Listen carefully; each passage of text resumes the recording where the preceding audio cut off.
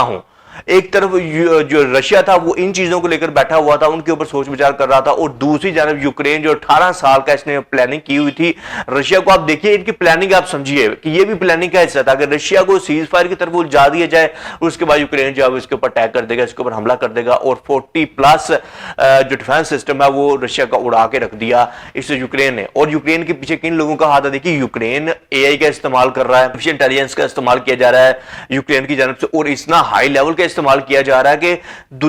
امریکہ بھی اس طرح نہیں اے آئی کو یوز کر سکتا. اور اس کے بعد اسرائیل ہے،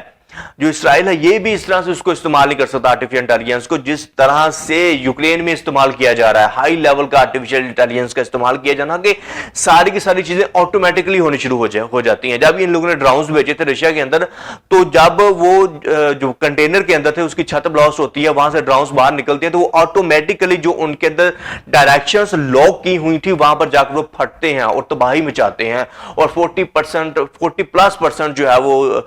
رشیا کا ڈیفنس سسٹم، اس میں سارے لڑاکا جیٹس وغیرہ آ جاتے ہیں، اس کے بعد باقی کی چیزیں آ جاتی ہیں، ایئرپورٹس وغیرہ ہو گیا، ان کو اڑا دیا گیا یوکرین کی جانب سے. اور اب جو ہے وہ اگلے ہی دن، اب تھوڑے ہی ٹائمز کے بعد جو ہے وہ ان کا ایک برج، ان کے ایک لنک، ملٹری مائٹ جس کو ہم بولتے ہیں، کہ رشیا جو سب سے زیادہ چیز پسند کرتا تھا وہ یہ ان کا برج تھا کہ وہاں پر ملٹری مائٹ، وہاں پر جو ہے وہ چیزوں کی ملٹری انسٹالیشن میں جو بھی چیزیں وغیرہ استعمال ہوتی ہیں، نیوکلیر ویپنز وغیرہ استعمال ہوتی ہیں، ان کی موومنٹ ہوتی ہے تھرو دس برج،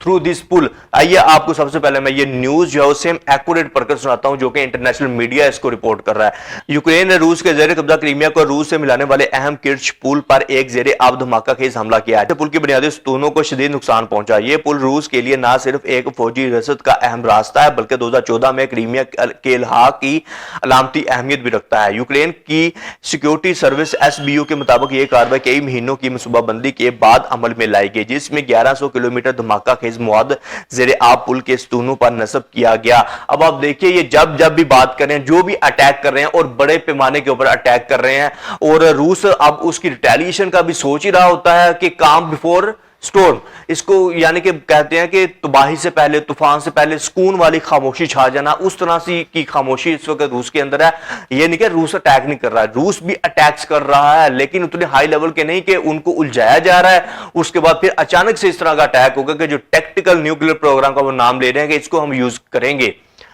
اور جب یہ نام لیتا ہے یہی کہتا ہے کہ ہم نے 18 مہینے کی پلاننگ کی ہے، اس کے بعد ہم نے پہلا اٹیک کیا، اس کے بعد دوسرا اٹیک جو بڑا حملہ کیا گیا وہ بھی ہم نے 18 مہینے کی پلاننگ کے بعد کیا ہے. یہ تیسری بار ہے کہ یوکرین نے اس پل کو نشانہ بنایا. اس سے قبل 2022 اور 2023 میں بھی حملے کیے گئے تھے. حملے کے بعد پل کو عارضی